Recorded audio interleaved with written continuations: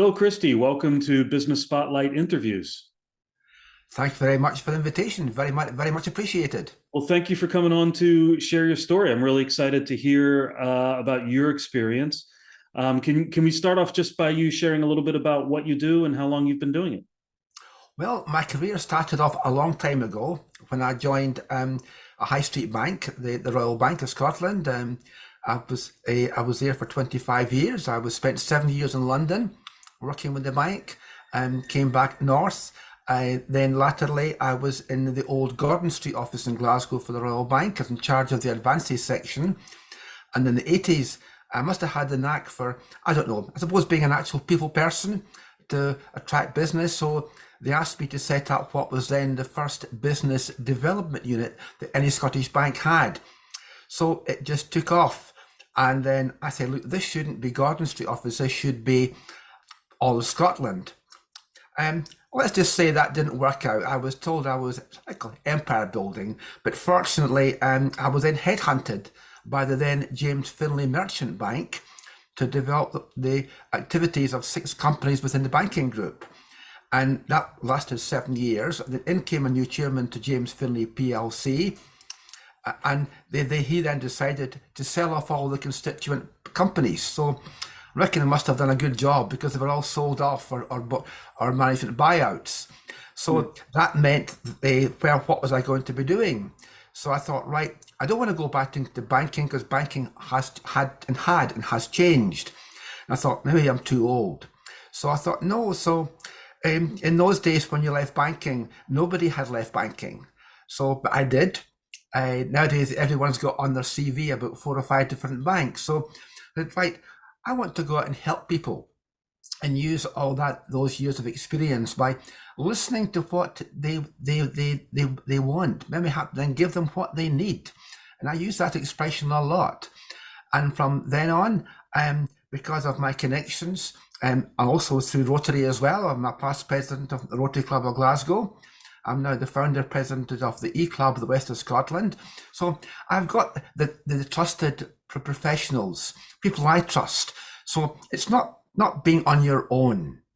You can recognize situations. I recognize about R&D or capital allowances. I don't do them. I bring in the experts. So working as a team, and that's what it's all about. Working with a team. So I always say together we can help your clients. Sure. And it's great. So you've had a lot of years in the corporate field. Now you own your own business. What has been your biggest learning since you've become a business owner? To be patient, and you no longer get a check coming in every month. You've got to learn that it's a changed market out there. You've also got to learn as well that you've got to, when you're presenting something to the lenders, whether they be the high street banks or the alternative funders, invoice finance, asset finance, anybody else, you've got to get the right information. And before you can put it forward, you've got to ask the right questions as well. And sometimes some cases cannot go ahead because there's not a structure there. People haven't thought about it correctly. They should maybe be a limited company. As I say, before you make up your mind, speak to your accountant. Then you can decide which way to go. We don't just jump into it.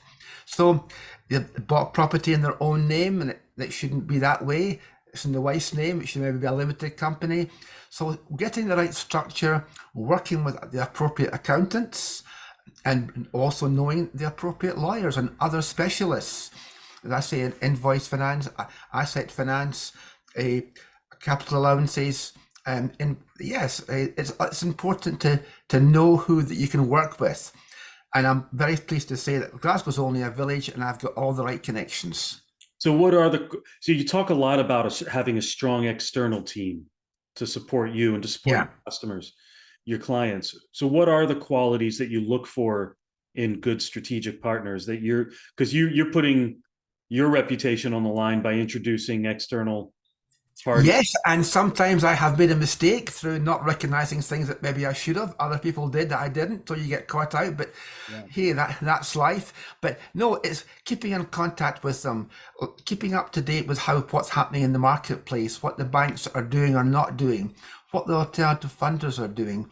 Having people at the banks that I can lift the phone to, which is unusual nowadays because people having to wait a long time. But when you have the reputation, the banks know that I'm not going to waste their time.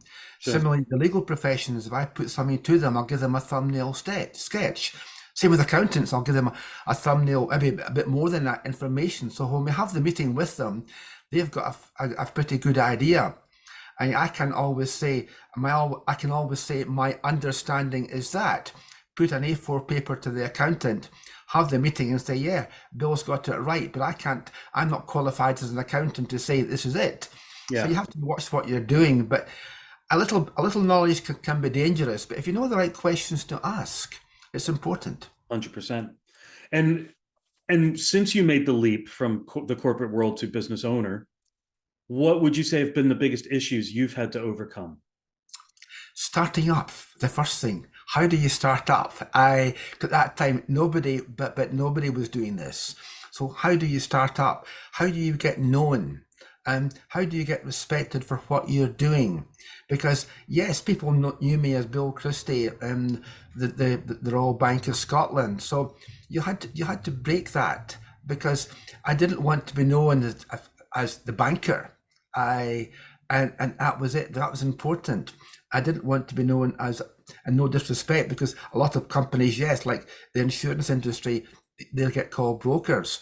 The broking industry has changed dramatically, particularly because of the FCA regulations. But previously, people would just say, oh, it's a property, and they would take you to any old lender for the highest commission. Sure. So you've got to be honest with people. You've got to do what's best for them. And I want people to trust me as I trust them. And very often you have to say no to them for the right reasons. But if you're honest with them, they will come back to you. So you've really had to rebuild your brand. You changed your brand. So now you needed to let the wider community know who you are now. Well, that's happened, but I said, it's like everything else, it's changing. People are changing. LinkedIn, I've had people on LinkedIn contact me. I don't know who they are. LinkedIn as well. You get so many requests. You only connect with a few or you respond to a few. You have to use it correctly. Yeah. I'm an ambassador for your partnerships, which is a networking group initially based down in Cornwall and Devon, but it's now formed into an actual collaboration with about 12 other networking groups. So you can't go to them all, but you identify the ones that you can relate to, where you can attend and build up trust. Guess what? You get referrals because they trust you, and I won't abuse that. 100%. So just tell me a little bit so you mentioned the networking. I'm curious to know, this isn't part of our spotlight interview questions, but I'm just genuinely curious. So you've got you had a link on your LinkedIn page to a digital business card and a QR code, and you've got that QR code on your screen now. Can you just tell me a little bit about what this is? Well, it's a good. I had a QR code many years ago, and I'm waiting for my new website to be done, because the one that's up just now is a little bit embarrassing, but that'll soon be rectified. It was a temporary affair. But when you're talking even on Zoom, and there's more and more done on Zoom, you might not get the chance to speak to somebody in a breakout room. You could put something into the chat. But I always put in the chat the link to the QR code, or say scan it, as I said on there, scan my digital business card, because that isn't about selling, it's about giving information.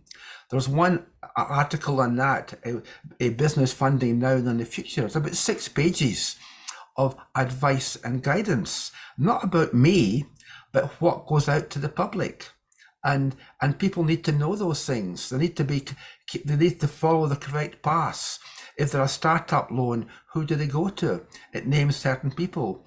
If they're looking for investment, should they go to an accountant and register with them for the EIS? So it's a lot of things that I want people to actually start thinking about their business And I want them to think about, right, if we're getting this up here, who do we go to? And So, I'm here to help. on a traditional business card, you have, like, I've got my business cards next to me. It's got my name and my address and phone number.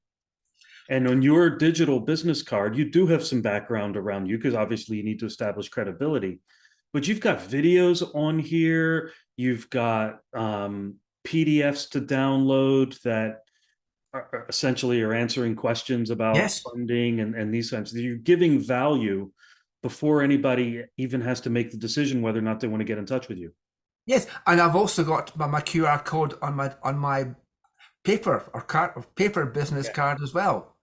Because I think it's the way ahead. If I met somebody yesterday, and he had the one where you just a different one altogether. Something, get a wee card, touch it on their phone, and hey presto, it goes. But with the meeting we had yesterday for a gentleman who's on entrepreneur, today I'm giving him about 6 referrals of people in the corporate market I think could be of useful use to him. Sure. And it was a great conversation. So it's not all about me. It's not all about him. It's about we. Well, I mean, I think it's a great idea, and I think people are going to watch this video are going to look again at QR codes and digital business cards and general branding. Like, how are we being seen in the marketplace, and how many different ways can we be seen? Mhm. A lot of what I do is not all about funding. I've been helping some young people with the wording that they do for like Scottish Edge. I've been helping them with the wording. I may not be technical enough to understand what they're doing, but when I get it, they'll get a reply from me. An awful lot of it will have read on it to say, look, this is not the way to go. And I'm delighted to say they've been telling other people that if it hadn't been for Bill Christie, we wouldn't have got the grant. So helping people that I recognise it's different. And I've got one gentleman, a Hong Kong Chinese lad, that had harnessed a way to patented a way to harness tidal energy. Now I've become quite involved in that. There's no company involved yet. There's no money involved in it, but working with other people who are in the right sector. We're working with, hoping to work with some universities. So it's great what you learn, what you can retain, and what you can give advice and guidance on. 100%. You've definitely got the experience and the track record to give that I like to advice. think so, yes. Yeah. And it means I've had a lady on the phone this morning. She wanted to set up an enterprise company. I said, look, go away and think about it. This might not be the vehicle for it. So they're back from Kenya and spoke this morning. Bill, you were right. I said, well, I could only give you the information. You had to decide that for yourself. So we're meeting up shortly to look at another avenue. So.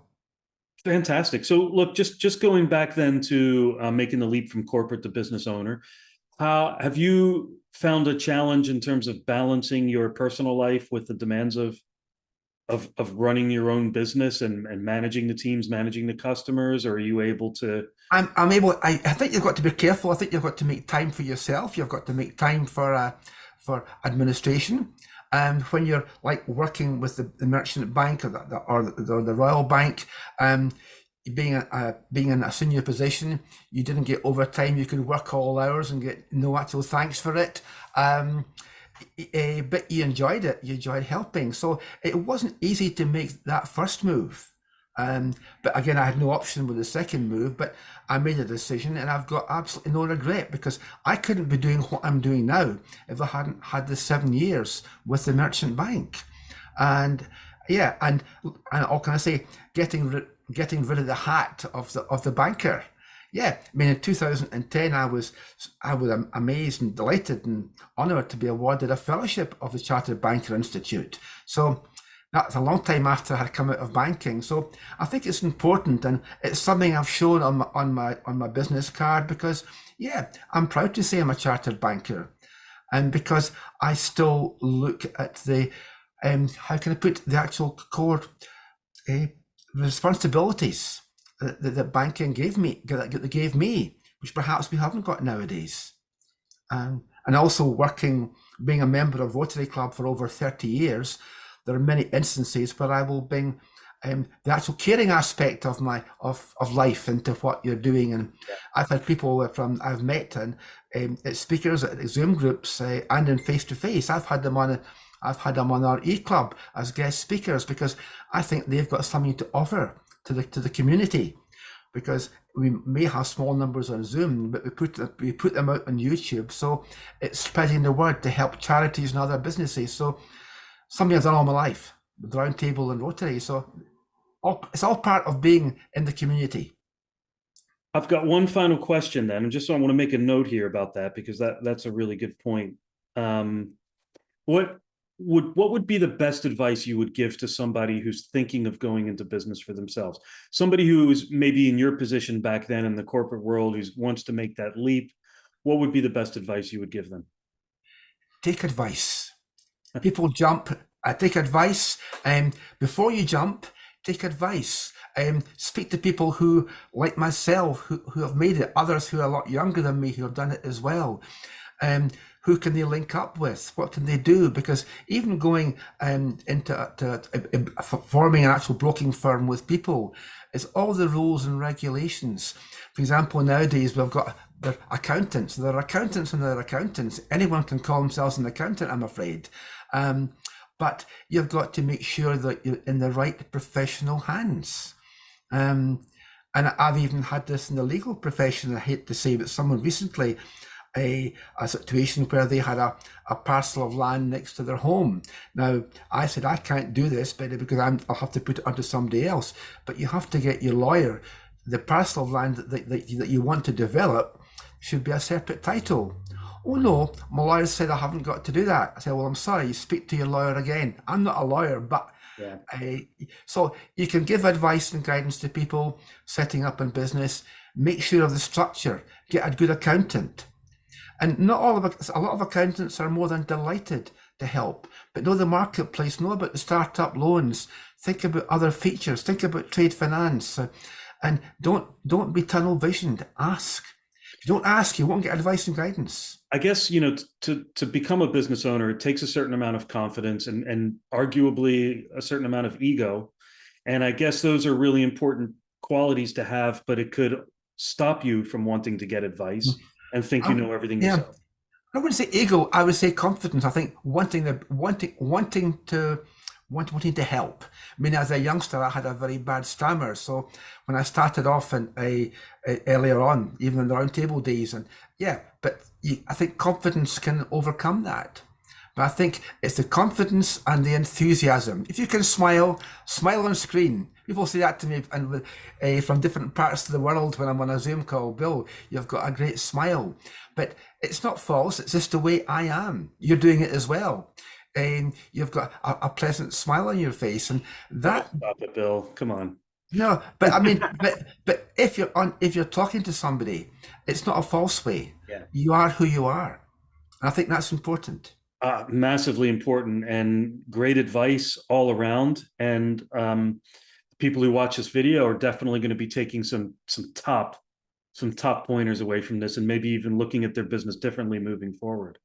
So thank you very much for sharing your experiences with us, Bill. Yeah. We really One last word, I would say I'd love to speak to business owners about what they want and then show them what they need. And everybody who watches this video is going to get that QR code and that link, and they'll be getting in touch with you. So Bill, thank you so much for taking the time to speak with us today. Thank you for the opportunity. Much appreciated.